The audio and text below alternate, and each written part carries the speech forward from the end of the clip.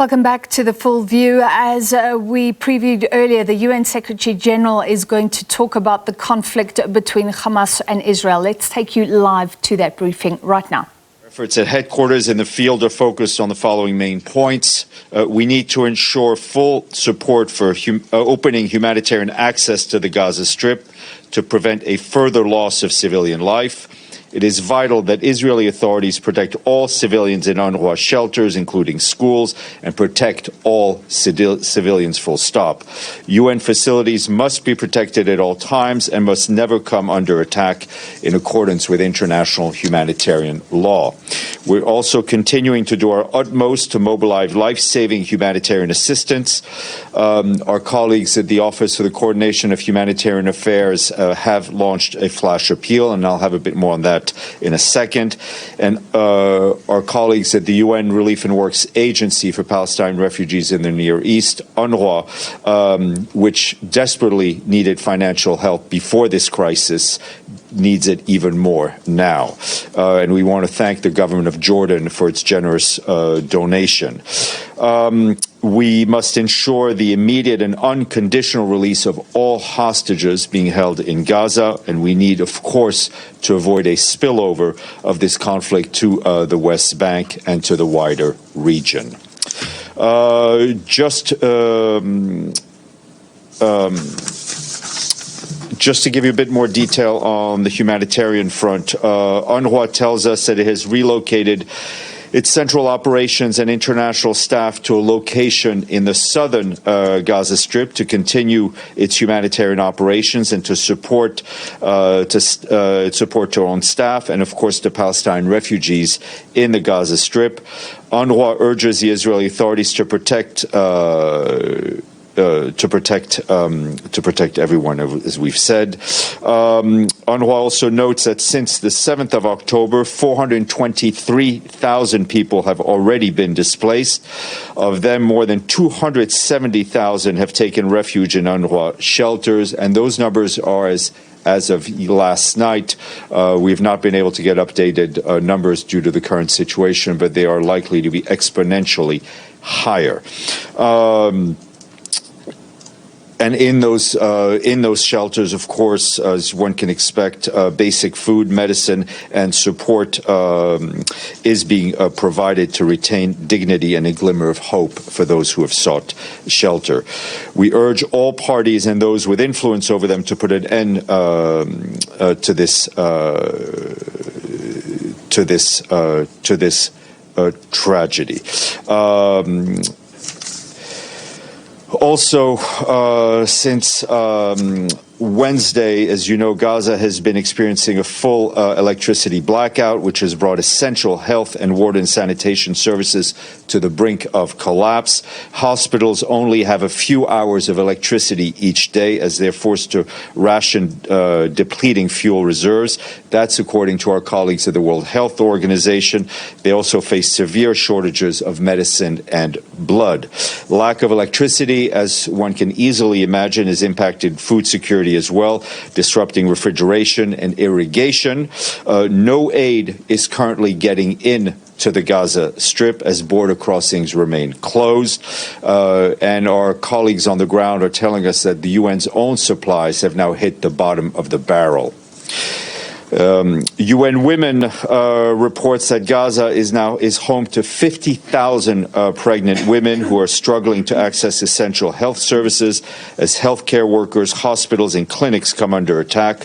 Some 5,500 of these women are due to give birth in the coming months. And just as a reminder, I think we shared with you some details of what happened last night, which was that team leaders of the UN Office for the Coordination of Humanitarian Affairs and the Department of Safety and Security in Gaza were informed by the Israeli liaison officers that the Israeli military and the entire population of Gaza north of Wadi Gaza should relocate to southern Gaza within 24 hours. That was as of midnight local time last night.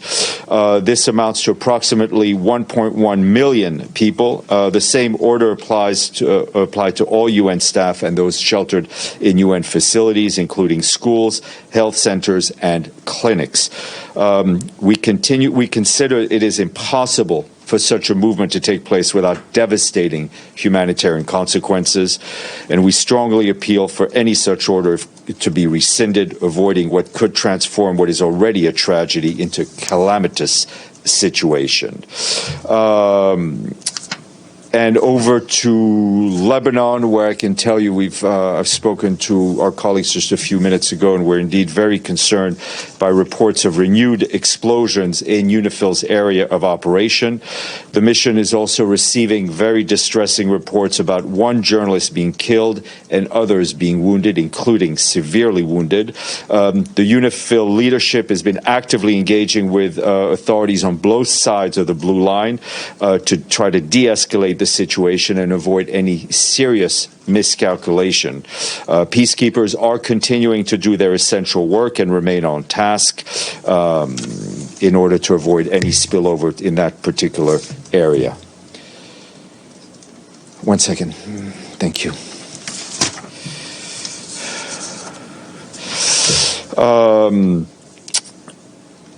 Turning to Syria, the Office of the Coordination of Humanitarian Affairs says the UN has completed the mission in the country's northwest yesterday to assess the ongoing humanitarian response in the wake of increased hostilities in Idlib over the past week, which is the most significant since 2019.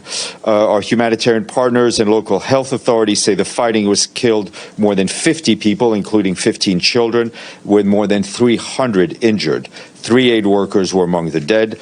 The interagency team, led by the Deputy Regional Humanitarian Coordinator for Syria, David Carden, visited a reception center and the Sham Surgical Hospital, which has treated some 36 patients and injured in the latest fighting. The team also spoke with health workers and displaced families.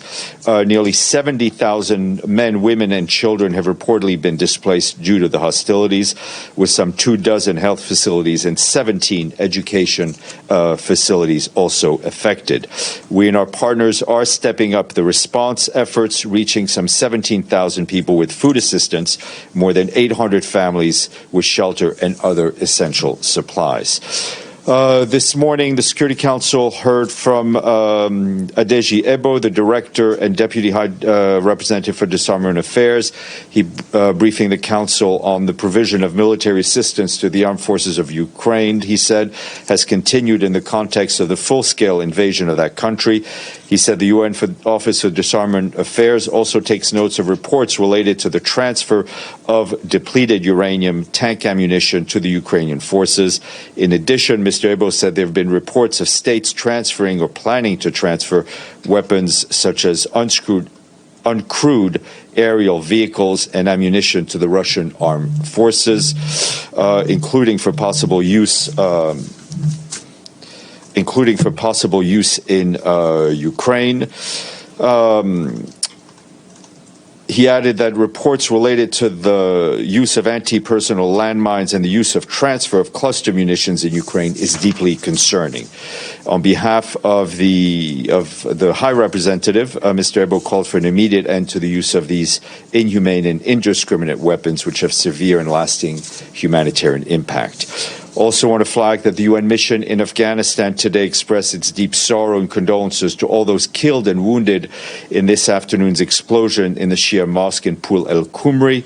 UNAMA said it is working on the grounds to establish facts about the incident. And related to that, UNHCR today launched an appeal for $14.4 million to scale up its assistance for those impacted by the tragic recent earthquakes in Western Afghanistan. Just want to flag a senior personnel appointment. Today, Secretary General appointed Volker Perthes of Germany as the head of the Independent Strategic Review of the UN Assistance Mission in Iraq, which was mandated by Security Council Resolution 2682. Mr. Perthes brings to this position 3 decades of experience in academia, research, international relations, and diplomacy, including with the UN. And as you all know, he recently served as the head of mission in Sudan. And I think I will leave it at that. I will mention that for a programming note, I hope the Secretary General will come by the Security Council stakeout on his way in to speak with you. All right. So then reiterating that the Secretary General himself will talk a little bit later on. A spokesperson just giving the latest that they can ascertain from Gaza, saying that 423,000 people have been displaced, 270,000 are in shelters, but saying that everybody is facing low supplies, including the UN. Hospitals, of course, power has been switched off since Wednesday, so hospitals only have power for a few hours every day.